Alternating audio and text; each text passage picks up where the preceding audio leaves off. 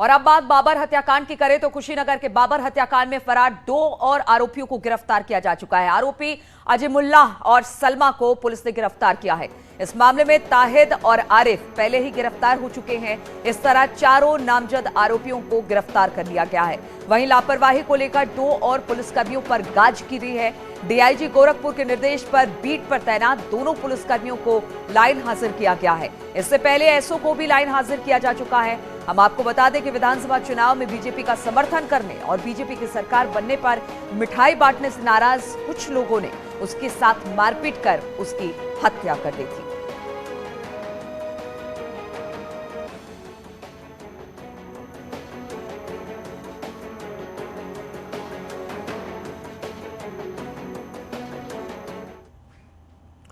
और इसी मामले पर बातचीत करने के लिए रामगोपाल इस वक्त हमारे साथ जुड़ गए हैं। रामगोपाल, 2 जो आरोपी थे पहले ही गिरफ्तार हो चुके हैं, 2 की और गिरफ्तारी हुई है। कहां से इन दोनों की गिरफ्तारी हुई है और कहा यह जा रहा है 2 पुलिसकर्मियों पर भी गाज गिरी है?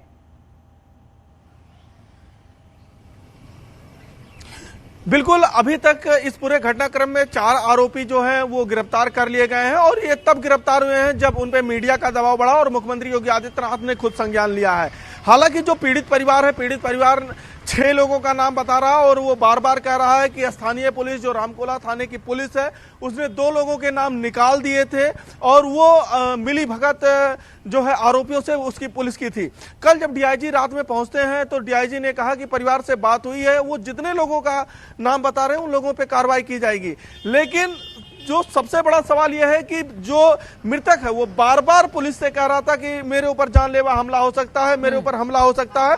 और जो स्थानीय थाने की पुलिस थी वो लगातार पिछले 1 महीने से लापरवाही बरत रही थी और उस स्थानीय पुलिस जो थाना अध्यक्ष है, जो सबसे बड़ा प्रथम दृष्टया दोषी दिख रहा है कि उसके पास एप्लीकेशन होने के बाद भी वो हल्के में ले रहा था, उसको सिर्फ लाइन हाजिर किया जाता है। बीट सिपाही को सिर्फ लाइन हाजिर किया जाता है, यानी कि कार्रवाई के नाम पे सिर्फ खाना पूर्ति करने की कोशिश की जाती है। हालांकि भारतीय जनता पार्टी के जो स्थानीय विधायक हैं उनसे परिवार बेहद खुश है। स्थानीय विधायक लगातार परिवार के संपर्क में रहे और इलाज से लेके वो उसके जनाजे तक में शामिल होते हैं। मुख्यमंत्री योगी आदित्यनाथ सख्त होते हैं, लेकिन कुल मिला के जो जिला प्रशासन की भूमिका है वो बेहद ही संदिग्ध नजर आ रही है और जिस तरीके से स्थानीय पुलिस पे कार्रवाई हो रही है वो ये पता कर रहा है कि कहीं ना कहीं जिला प्रशासन पूरा लिपापोती करने में जुटा हुआ है। तो पुलिस वालों को बचाने की कोशिश हो रही है। हालांकि 2 पुलिसकर्मियों पर गाज जरूर गिरी है, लेकिन दूसरी तरफ रामगोपाल ये भी सुनने में आ रहा है कि जो परिवार है वो ये कह रहा है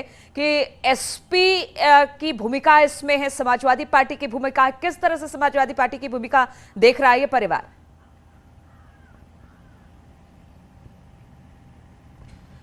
बिल्कुल, समाजवादी पार्टी की भूमिका तो साफ तौर पे वो देख रहे हैं, क्योंकि जो पीड़ित परिवार है उनका कहना है कि बाबर जो है भारतीय जनता पार्टी का समर्थक था। अपने घर पे जब वो भाजपा का झंडा लगाता था तो अगल बगल के जो उसके दोनों पटीदार थे वो आके उसको फाड़ देते थे और साथ ही उसको ये धमकी देते थे कि जब हम लोग समाजवादी पार्टी को वोट दे रहे हैं तो तुम भाजपा का समर्थन क्यों कर रहे हो। लेकिन अपने जो ये लोग जो आरोपी हैं इनके कहने के बाद भी वो मान नहीं रहा था और वो भाजपा का खुले दिल से समर्थन भी कर रहा था। कल हमारी जब पीड़ित की मां से बात हो रही थी उन्होंने कहा कि हम बाबा के साथ हैं, चूंकि बाबा ने हमको बहुत कुछ दिया, राशन दिया है और वो जीने का सहारा है, तो इस कारण हम बाबा के साथ हैं। तो वो जो राशन वाला फैक्टर था वो राशन वाला फैक्टर यहाँ काम कर रहा था और शायद इसीलिए वो बेहद गरीब परिवार भाजपा का समर्थन कर रहा था, भाजपा के साथ था और उसी का समर्थन का खामियाजा इसको भुगतना पड़ा। वो बार बार शिकायत कर रहा था। अब समाजवादी पार्टी बार बार शिकायत करने के बाद भी पुलिस ने इस मामले में संज्ञान नहीं लिया और बाबर की हत्या कर दी गई। अब ऐसे में रामगोपाल 6 व्यक्तियों का नाम ये परिवार ले रहा है। 4 की गिरफ्तारी तो हो गई है, 2 के मामले में पुलिस कितनी संजीदगी दिखा रही है? क्या उनको ढूंढने की कोशिश हो रही है इस वक्त?